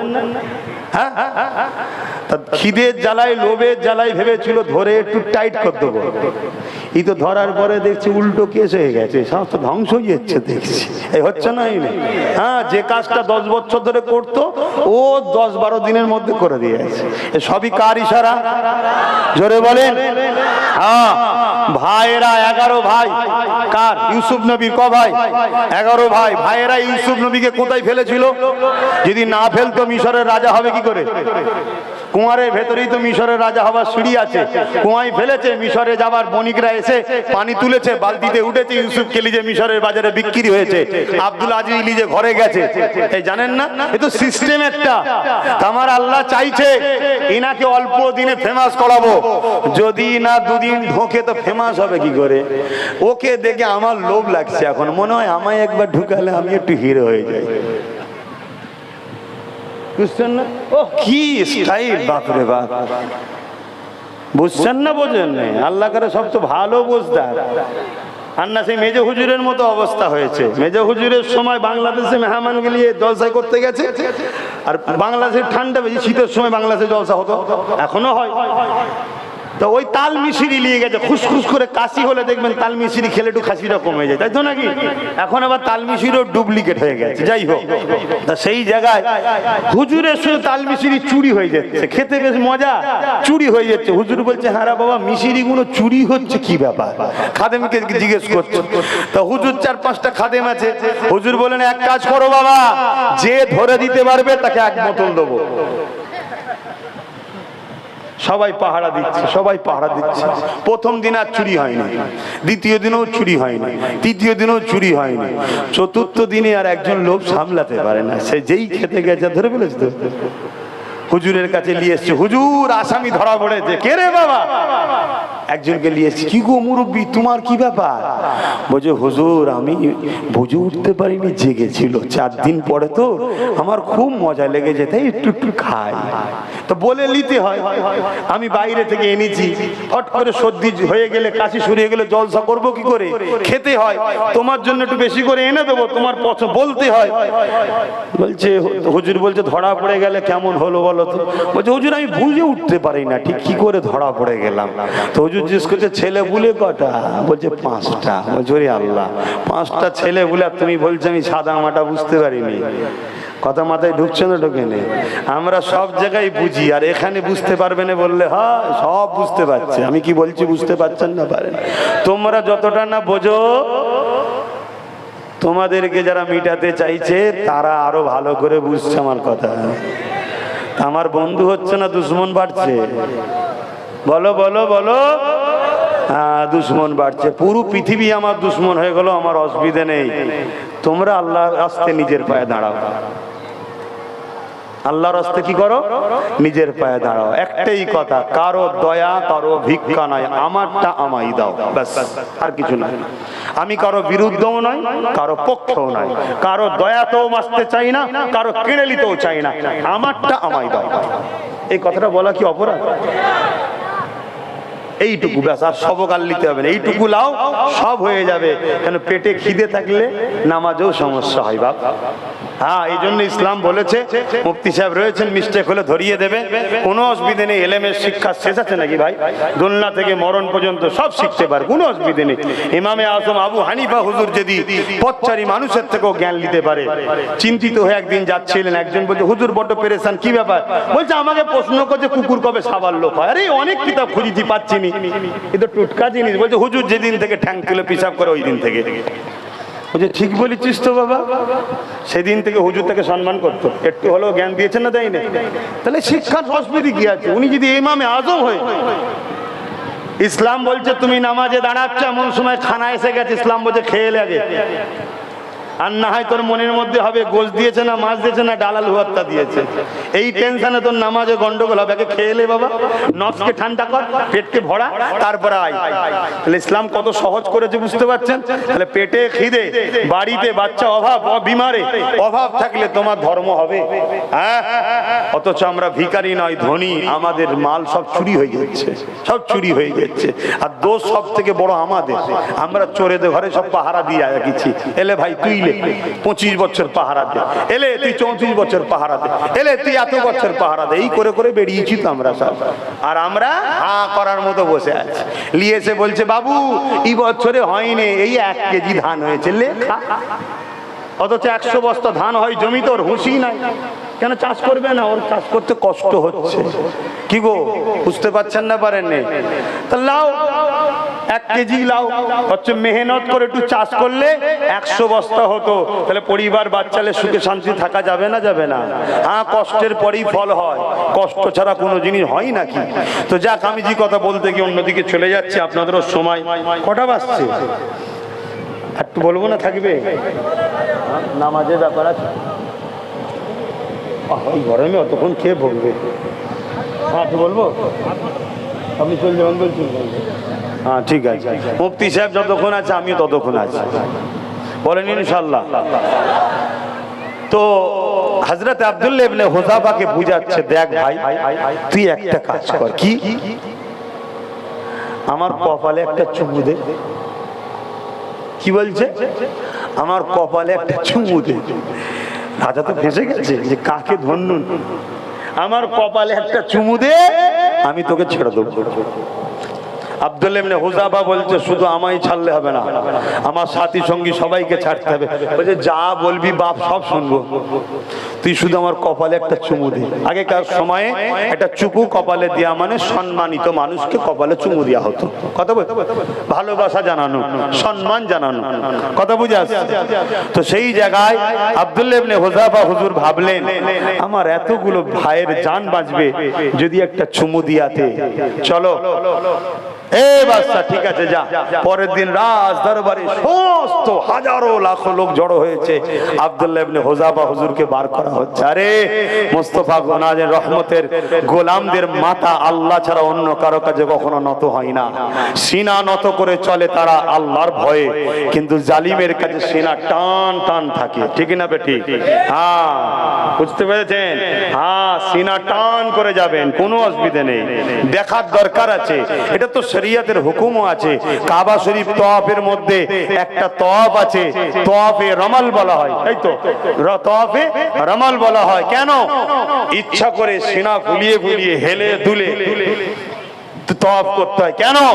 মক্কার জালিমরা ছিল বড় অহংকারী। বড় অহংকারী। কাবা শরীফ যখন আমার আল্লাহ ফতে করালেন, একটা চড় ছাড়া কাবা শরীফ দখল হয়েছে, কোনো লড়াই হয় না, শুধু প্রেম ভালোবাসাতে কাবা দখল হয়ে গেছে। জোরে বলুন সুবহানাল্লাহ। আমার রসুল বললেন সব বেঈমান মক্কার যারা ছিল, জালিম, যারা সর্দার শাহিনশা, তারা সব পদে ছিল, তারা সব এসে চতুর্দিকে ঘিরে আছে, ওদের মাথা হ্যাট হয়ে গেছে, কাবা দখল হয়েছে। কথা বুঝে আসছে না? নাই। তখন আমার রসুল বললেন আল্লাহর ঘর জালিমদের হাত থেকে আল্লাহ উদ্ধার করালেন, অতএব এরা সব দাঁড়িয়ে আছে, এরা বড় অহংকারী। অহংকার দেখানো যে কত কষ্টের জিনিস, এদেরকে একটু বুঝিয়ে দাও। তাই একবার তওয়াফে রমাল, সিনাকে ফুলিয়ে ফুলিয়ে তওয়াফ করার একটা সিস্টেম আল্লাহ রসুল চালু করে দিলেন। অতএব তোমার সামনে যদি কেউ পায়ের উপরে পা দিয়ে বসে, সে যত বড় লর্ড সাহেব হোক, তুমি যদি ভ্যান চালিয়ে খাও, তার সামনে তুমি আরো ভালো তারে পায়ের উপরে পা তুলে বসো, এটা সিস্টেম। তবে সে বুঝবে অহংকারটা কি জিনিস। হতে পারে তুই ধনী লোক, আমি ভ্যান চালানো, তো কি হয়েছে, মালিক আমাকে ভ্যান চালানো নসিবে রেখেছে, তোকে ধনী করেছে, কিন্তু তা বলে তুই আমার সামনে পায়ের উপরে পা দিয়ে অহংকার হয়ে বসবি কেন? কথা মাথায় ঢুকছে না? ঢোকে না? চোখে চোখ রেখে কথা বলতে হবে অন্যায়ের বিরুদ্ধে। তো যাই হোক, তো ভাইয়ের আমার, হযরত আব্দুল্লাহ ইবনে হুযাফা বললেন ঠিক আছে যাও, রাজা বড়, যাই হোক আমার ইজ্জতটা বাঁচলো, নাক কাটা থেকে বাঁচলো, তো কি করা যাবে? আব্দুল্লাহ ইবনে হুযাফা চুমা তো দিয়েছে, কিন্তু ডাইরেক্ট কপালে দেয়নি, নিজের জুব্বার কাপড়ের হাতে বড় কাপড় নিয়ে তার কপালে দিয়েছে, দিয়ে এই কাপড়ের ওপরে চুমা দিয়েছে। জোরে বলুন সুবহানাল্লাহ। দিয়ে বলল বাদশা যতদিন বাঁচবে এটা মনে রেখে দে, পৃথিবীর সব পাওয়ার এক জায়গায় করো, মুস্তাফার প্রকৃত গোলামদের ঘরে কখনো মিটানো যায় না। জোরে বলুন সুবহানাল্লাহ। কথা মাথায় ঢুকবে? আমরা প্রকৃত গোলামি থেকে ছেড়ে গেছি, আমাদের গোলামি এখন দুনিয়াদারিতে হচ্ছে, এজন্য আমাদের দুর্দশা এটা।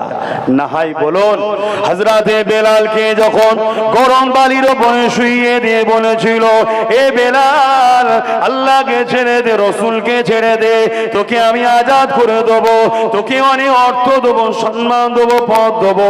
হযরতে বেলাল হাবশী দেশের মানুষ, তিনি কি বলেছিল, এ জালিম উমাইয়া শাসক শুনে রেখে দে, তুই আমার উপরে যতই জোর চালাস না কেন, আমার জিসিমকে টুকরো টুকরো করে দিতে পারি, হাড় থেকে গোশত গুলো আলাদা করে দিতে পারে, কিন্তু মনে রাখবি বেলালের অন্তরে আল্লাহ ও আল্লাহ রাসূল রয়েছে, আল্লাহ ও আল্লাহ রাসূল ইনসাফ ইনসানিয়াত সত্যের পক্ষে। তাই বেলালকে কখনো আল্লাহ ও রাসূলের পক্ষ থেকে সরাতে তুই পারবি না। পেরেছিল? পেরেছিল? আজকে আমাদের দশা কোথায়? আমরা আমাদের মসজিদের ইমামকে আমরা রাগ করি, আছে না? নাই। তুমি এত বড় যখন পাওয়ারফুল লাট সাহেব হয়ে গেছো, যাও না সমাজে যারা এতিমকে লোটে, বিধবাকে লোটে, গরিবদের লোটে, ওর সামনে কি মস্তানি করো না? ওখানে পারে না, নিরীহ ইমামের সামনে মিজাজ দিচ্ছে। আর ইমাম বন্ধুদেরকে বলবো খারাপ নেবেন না। আজকে সমাজে আপনাদের এই দশাটা হচ্ছে কেন? একটু ভাবা দরকার আছে না? নাই। সমাজে এই দশাটা হচ্ছে কেন? এই দশাটা হচ্ছে আপনার সামনে দাঁড়িয়ে কথা বলার সাহসটা পেল কি করে বলুন? নিশ্চয়ই আপনি তাদেরই কারো ওপরের থেকে কিছু টাকায় বিক্রি হয়ে আছে, সে তো জানে এ তো আমার কিনা খরিদ্দার। কথা বুঝছেন না? বুঝেন না? আর আপনিও জানেন এর বিষয়ে বলতে গেলেই ওপর থেকে যদি সুইচটা বন্ধ হয়ে যায়, শুনছেন না? শোনেন? অনুরোধ করব, রেজেকের মালিক আল্লাহ, অনুরোধ করব, রেজেকের মালিক আল্লাহ, আমি আপনাকে শিক্ষা দেবো না কেন, আপনি আমার থেকে বেশি শিক্ষিত হতে পারেন, আপনি ইমাম মানুষ, সম্মানীয় মানুষ। আমি জমানার মুজাদ্দেদের ঘরের ছেলে, নবী বংশে জন্ম নিয়েছি, আপনার গ্রামের মসজিদে ঢুকেছি, আর কৃষকের বেটা হাফেজ হয়ে ইমাম হয়েছে। আমার ইসলাম বলছে তুমি যে ঘরেরই ছেলে হও, ইমামের পিছনে ইক্তেদা করে আমাকে নামাজ পড়তে হবে, এর নাম ইসলাম। জোরে বলুন সুবহানাল্লাহ। তাহলে আল্লাহ তোমায় সম্মান দিয়েছে ভাই, তুমি সেই সম্মানকে সামান্য পয়সায় বিক্রি করো না, বিক্রি করো না। তোমাকে কেউ যদি বলে যে আমি তোমায় কিনছি না দিচ্ছি, তাহলে একটাই কথা তাকে জিজ্ঞেস করে যদি দিচ্ছিস বলছিস তাহলে কখনো আমার সামনে দাঁড়িয়ে কথা বলবি না। কেন? আমি তোর বাপের ঘরের চাকর নয়, আমি আল্লাহর ঘরের চাকর। জোরে বলুন সুবহানাল্লাহ। আর ওই আল্লাহর ঘরে ইমামের কথা চলবে, অন্য কারো নয়। ওখানে ইমামের কথা চলবে। কিন্তু আজকে সেই ইমামদের অবস্থা কোথায়? কি গো, আমার আজ কি ভুল হচ্ছে বলুন? খাতরাই পড়ে যাবেন। কি রকম খাতরা? দুবাই দেখলেন না কি হলো? দেখেছেন? এত পানি যেখানে পানি হয় না, এক ঘর ডুবে গেছে, কোটি কোটি টাকার গাড়ি ভেসে চলে যাচ্ছে কোন রকম ভাবে। অনেকদিন পরে যদিও পানি কমলো, দেখছে কমার পরে রাস্তাও নেই, সব বালি। আবার নতুন করে কোটি কোটি ডলার টাকা খরচ করে সব তৈরি করছে, আবার ডুবিয়ে দিয়েছে। শুনছেন? খোদার মা দুনিয়ার বা। সৌদি আরব ডুবছে, খোদার মা দুনিয়ার বা। আমাদের কাছে সৌদি দলিল নয়, আমাদের কাছে দলিল দুটো, হাবিবুল্লাহ আর কালামুল্লাহ। আর এই দুটোর ব্যাখ্যা হলো ইজমা কিয়াস। আদিল্লাতুল ইসলামে আরবাআতুন, শরীয়তের দলিল চারটে, মূল হচ্ছে দুটো, তার থেকে নির্যাস হচ্ছে আর দুটো। একটা হলো কালামুল্লাহ কোরআন শরীফ, আর একটা হলো হাবিবুল্লাহ আল্লাহর বন্ধু। এই দুটোর নেতৃত্ব যারাই ছেড়েছে তারাই ধ্বংস হয়েছে। অন্য কাউকে দেখে তোমাকে আমাকে লাভ নাই। কেন? একজন স্বীকার করলো আমি ভারতীয়, স্বীকার করার পর তাকে ভারতে থাকতে দেওয়া হয়েছে। আর সে যদি গাদ্দারি করে তার শাস্তি কিন্তু মার বেশি হবে, ঠিক না বেটি? আর একজন বললো আমি ভারতীয় নয়, তাকে তো সুযোগ দিয়াই হবে না, ঠিক না বেটি গো? আমি তুমি বললাম আমি ইসলামকে মানি, বিশ্বাস করি, আর তুমি আমি এরপরও যদি গাদ্দারি করি তাহলে মার বেশি হবে না? হবে না? আর যে বলে আমি মানি না তার কথা তো বাদ। তুমি আমি মুখে বলছি মানি আর কাজে দেখছি ক্ষতি, এ থেকে সতর্ক হও। আল্লাহ আমাদেরকে বোঝার তৌফিক দিক। বলুন আমিন। বিদায় নিবার আগে রাসূলুল্লাহর একটা হাদিস বলবো, এরপরে দোয়া করে দেবো। আল্লাহ নবী সাহাবাদেরকে বললেন, হে আমার সাহাবারা, আখিরি জামানায় এমন একটা দিন আসবে যেদিন আমার উম্মতের উপরে যেমন ক্ষুধার্ত পশুগুলো খাবারের থালের উপরে ঝাঁপিয়ে পড়ে, আমার উম্মতের উপরে চতুর্দিক থেকে জালিমরা ঝাঁপিয়ে পড়বে। ইয়া রাসূলুল্লাহ, হাবিবাল্লাহ, সেদিন কি আমাদের সংখ্যা কম হবে? আল্লাহ নবী বললেন, না, তাদের সংখ্যা অনেক হবে। কত হবে? তাহলে আমাদের সংখ্যা বেশি না কম? জোরে বলেন, আমাদের সংখ্যা বেশি না কম? দুনিয়া যদি বলে তোদের সংখ্যা কম, আর রসুল যদি বলে বেশি, আপনি কাটটা নেবেন? জোরে বলেন। হ্যাঁ হ্যাঁ। সাহাবারা বললেন, ইয়া রাসূলুল্লাহ, হাবিবাল্লাহ, সংখ্যা যখন অনেক হবে তাহলে কেন মার খাবে? আল্লাহ নবী উত্তর দিয়েছিলেন দুটো। এ বাবা সাহাবারা, আমার উম্মতেরা, তারা মৃত্যুকে বড় ভয় করবে। এক নম্বর, মার খাবার কারণটা তাহলে কি? মৃত্যুকে বড় ভয় করবে। দ্বিতীয় নম্বর কারণটা কি? তারা বড় লোভী হয়ে যাবে। এই দুটো কারণ যখন আমার উম্মতের মধ্যে পাওয়া যাবে, সেদিন আমার উম্মত চতুর্দিকে মার খাবে। যতদিন পর্যন্ত আমার উম্মতের মধ্যে মৃত্যুর ভয় থাকবে না আর লোভ লালসা করবে না, ততদিন পর্যন্ত পৃথিবীর কোন জালিম আমার উম্মতকে মারতে পারবে না।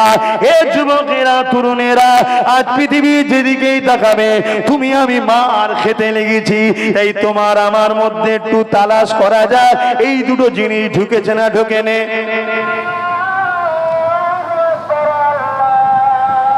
বাপ আমার, ভাই আমার, পৌনে 5টায় জামাত, তাই আর কথা বেরিয়ে লাভ নেই। তাহলে দুটো জিনিসের কারণে আমরা মার খাচ্ছি। একটা হলো আমরা দুনিয়াকে ভয় করছি, আল্লাহকে ভয় করা ছেড়ে দিয়েছি, মৃত্যুর ভয় করছি। অথচ মৃত্যু থেকে চেষ্টা করে কেউ বাঁচবে? 5টায় জামাত, আচ্ছা, মৃত্যুকে ভয় করে কেউ বাঁচবে, কিন্তু সেটাকে ভয় করছি। যেটা চেষ্টা করলে করা যাবে, কি ভালো হলে ভালো হবার চেষ্টা করলে হওয়া যাবে, সেটা চেষ্টা করছি না, মৃত্যুকে ভয় করছি। এই ভয়ের জন্য আমরা মার খাচ্ছি। আর এটা আমাদের মধ্যে ভয় ঢুকাবে বলে একদল লোক মারছে আর একদল লোক প্রচার করছে।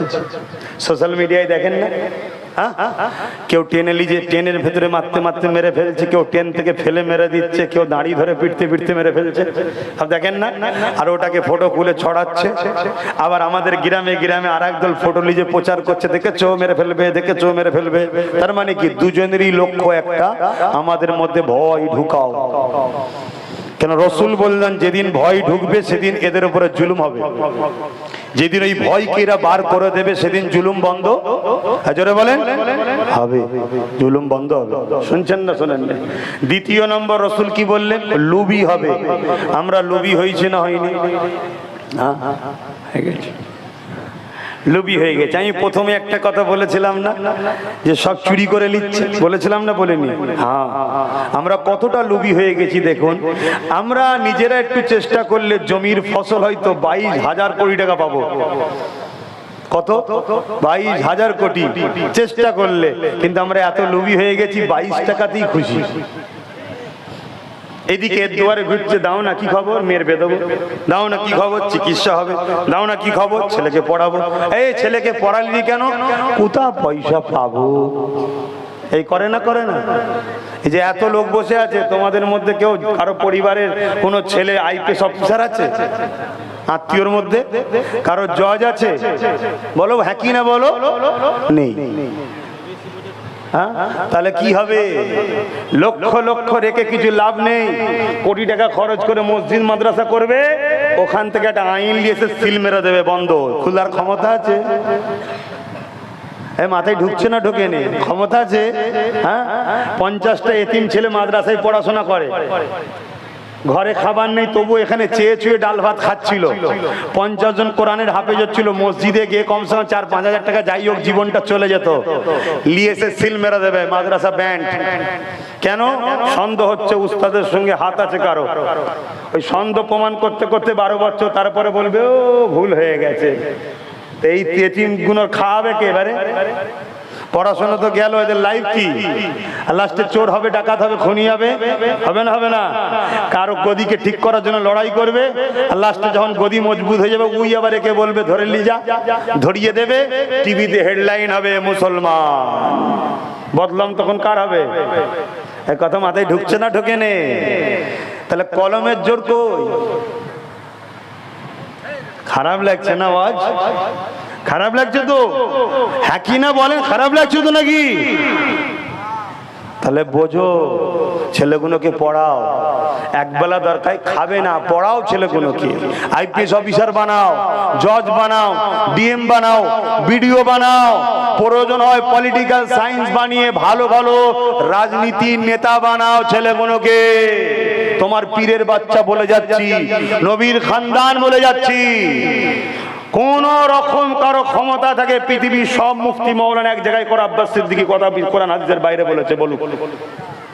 কোন হারাম খোরের কথা শুনে লাভ নেই। কেন? হারাম খোর হারাম খেয়ে বেড়াচ্ছে, ওর কিছু যায় আসে না তোমার ছেলে মরে গেলে। অতে ভালোর জন্য বলে যাচ্ছি, পরিবর্তন হও, ছেলেগুলোকে পড়াও, পড়াও। বেজার হচ্ছে? তাহলে ছেড়ে দিচ্ছি, দোয়া করে দিচ্ছি। কারা কারা বেজার হলেন একটু হাত তুলে দেখান। কারা কারা বেজার হলেন হাত তোলেন। ভয় করছেন কেন? আমি বাঘ না ভাল্লুক, খেলে বলবে? বেজার হয়েছেন কেউ? তাহলে বেজার যখন হননি, কারা কারা আমার কথায় একমত সহমত হয়েছেন হাত তুলে দেখান। মারহাবা, নারে তাকবীর, নারে দিবে, নারে দিবে। তাহলে আমি একটা কথা আপনাদের সঙ্গে আলোচনা করব। তো আপনারা ভালোবাসেন, আমার একটা ব্যক্তিগত লাইফের কথা আপনাদের সঙ্গে শেয়ার করতে চাই। আমার একটা কিছু লাইফের ডিসিশন আপনাদের সঙ্গে কথা বলতে চাই। অধিকার আছে না? নাই? হ্যাঁ, কিন্তু তার আগে আর একটা কাজ আছে। তার আগে আরেকটা কাজ আছে। জান প্রিয় না আল্লাহ রসুল প্রিয়? কার কার কাছে জানের থেকে আল্লাহ রসুল প্রিয়? একটু হাত তুলে দেখান। আলহামদুলিল্লাহ, হাত নাবান। সত্য কথা বলবেন। কার কার পকেটে 100 করে টাকা আছে? হাত তোলেন। 100 টাকা কার কার পকেটে আছে? হাত লম্বা করে তুলুন। আমিও তুলেছি, আমার কাছে আছে তো। নেই কে বলেছে? আমার কাছেও আছে। হাত নাবান। যার যার কাছে 100 টাকা আছে প্রত্যেকে মসজিদের জন্য 100 করে টাকা দেন। আর যার কাছে 100 টাকা নেই, যা আছে তাই দেন। যা আছে তাই দেন। আমি গরিব মানুষ, কোথা পাবো? নেই না কি রে? কতটা? আচ্ছা 1000 টাকা নেন, ধরেন। আরে ব্যাংকে জমা দিচ্ছি তো, এটা আখেরাতের ব্যাংকে জমা দিলাম। শোনেন, আপনারা দেন, মসজিদের জন্য দেন। আর যার কাছে 100 টাকা নেই, কম যা আছে তাই দেন। আর মিনিমাম 100 করে টাকা দেন। আল্লাহর ঘরের জন্য দিলে গরিব হয়ে যাবে? আই দেখেন, আমি দিলাম, আমি কি গরিব হয়ে যাচ্ছি? না, এ সব জমা থাকবে। কোথায় লোবো? ওইখানে গিয়ে লোবো। দুনিয়ার ব্যাংকে ডাকলে সুদ বাড়বে, খাওয়া হারাম। খাওয়া কি হারাম। আর কত পার্সেন্ট দেয় একটু বলবেন কেউ? ক পার্সেন্ট দেয় আপনারা জানেন না? আমারও ঠিক আইডিয়া নেই। দুনিয়ার ব্যাংকে একটু বলুন না, লজ্জা কি আছে? কত পার্সেন্ট দেয় দুনিয়ার ব্যাংকে? 20%। 20% দেয়।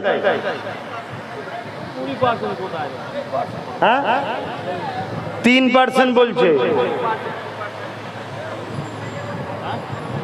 2-3% বলছে। যাই হোক, আমি 5% ধরছি, মানে 1 লাখ রাখলে বছরে 5000 টাকা, তাই তো? হ্যাঁ। আর আমার আল্লাহ বলছে আমি 700 গুণ বরকত দেবো। জোরে বলুন সুবহানাল্লাহ। আরো জোরে বলে। হ্যাঁ, আমার বলে কিছু নেই বাপ, আমার বলে কিছু নেই। দুটো চোখও আমার নয়, দুটো কানও আমার নয়, দুটো হাতও আমার নয়, দুটো পাও আমার নয়। সব মালিক দয়া করে দিয়েছে। যদি একটা চোখ দিয়ে ছেড়ে দিত, আমার বাপ মা কিছু করতে পারতো না, আমি কিছু করতে পারতাম? আল্লাহ আমাকে একটা দিলে কেন আর একটা দিতে হবে? মানছি না, মানবো না, দিতে হবে, দিতে হবে। আর একটা অমনি কেড়ে নিত। যা বেরে বেরে বেরে। কি গো, কথা বলুন, কারো কিছু করার আছে?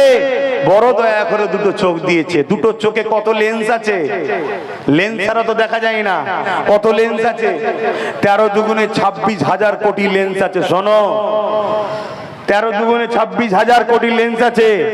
এক একটা লেন্সের যদি 1 টাকা করে ধরা হয়, 13,000 কোটি, 13,000 কোটি, 26,000 কোটি শুধু দুটো চোখে রেখেছে আল্লাহ।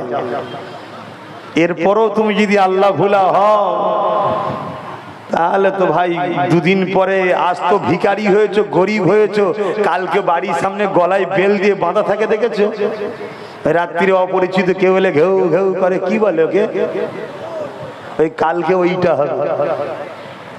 খারাপ লাগছে? আল্লাহকে ধরো, লিডার রসুলকে মানো, আল্লাহকে ভয় করো, আল্লাহকে খুশি করো, রাসূলুল্লাহর আদর্শে জীবন গড়ো। তো যাক, আমি বিদায় নেব, তার আগে একটু সালাম দেবো। ইয়া নবী সালাম।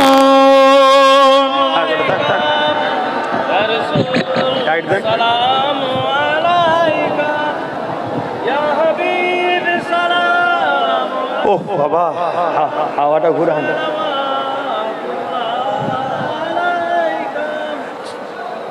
একটু যারা দূরে আছেন, একটু এই সময় একটু কাছে আসেন, একটু মুখগুলো চিনে রাখি। এগুলো ঠিক আছে, এগুলো বেশি চেপে চেপে চলে এলে আবার গরমে তোমাদেরই কষ্ট হবে। ওইগুলো যারা এখন দূরে দূরে আছে, একটু কাছে কাছে আসেন, একটু মুখগুলো দেখি। কি গো ভাব, বিরিয়ানির লোভে এসছেন নাকি? বিরিয়ানি ফিরিয়ানি দিয়েছে? খেতে দিয়েছিলে? টাকা পয়সা নিতে এসছেন নাকি? না না না, আমরা এত গরমে এত কষ্টে বসে আছি, পাগল নয় আমরা। আমরা প্রকৃত চালাক। আমরা আল্লাহ ও রসুলকে খুশি করার জন্য এসেছি। জোরে বলুন সুবহানাল্লাহ। সব যদি দুনিয়ায় লিবি, আখেরাতে কি লিবি বাবা? আর আল্লাহ যাকে দুনিয়ায় ভালোবাসে তাকে খাতুনে জান্নাত বানায়।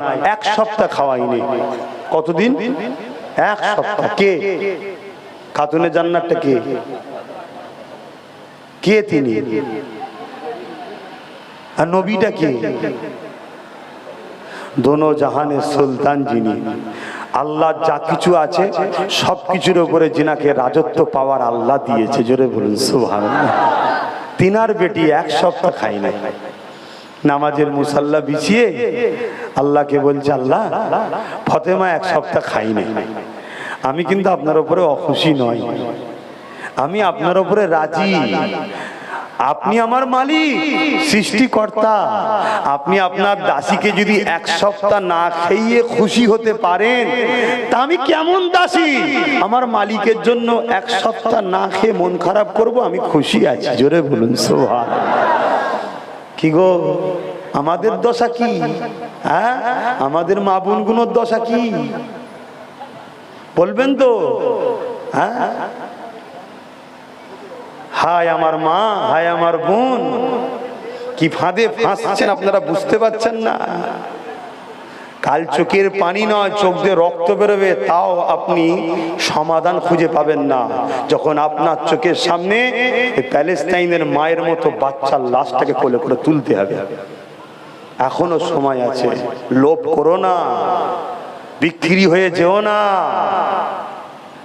এখনো সময় আছে। যদি বোঝার হয় বুঝুন, না বোঝার হয় আমাকে আনবেন না, তাই তো নাকি? বলতে পারবো না, মিটে যাবে।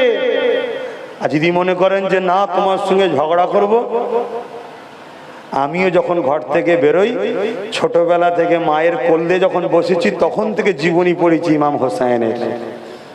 সেই জীবনী আমাদের পড়া আছে। যে ঠোঁটে রাসূলুল্লাহ চুমু দিয়েছে, ওই ঠোঁটে চাবুকের বাড়ি এজিদ মেরেছিল, যে নাকি কলমাও পড়েছিল। আমার ইতিহাস পড়া আছে। আমরা জেনে বুঝেই বেরোই যে আমাদের যদি কেউ ক্ষতি করে, নামধারী মুসলমানরাই করবে, অমুসলিমরা করবে না। শুনছেন তো? আমরা এটা মেন্টালিতে তৈরি করেই বেরোই যে বেরোচ্ছি, কাল ঘরে নাও ফিরা হতে পারে।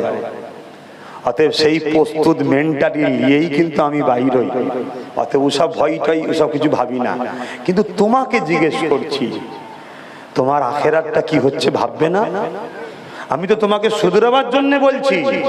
তোমাকে আমি বকছি, রাগ করছি, মারছি, ধরছি, যাই করছি, তোমাকে তো জান্নাতের রাস্তা, আল্লাহ নবী শাফাআত এবং আল্লাহকে খুশি করতে পারো, সেই রাস্তাই তো দেখাচ্ছি।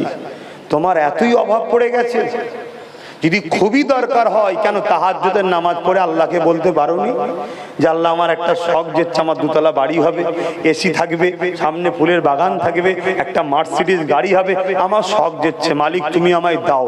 আল্লাহ দেবে না? কথা বলো, আল্লাহর থেকে বড় দেনেওয়ালা পৃথিবীতে কেউ আছে? পৃথিবীকে দিচ্ছে কে? দুশ্মনকেও দেয় কে? কি বলে, ফেরাউন, নমরুদ, এজিদ, সাদ্দাতকে দিয়েছিল কে? সবটাই পরীক্ষা।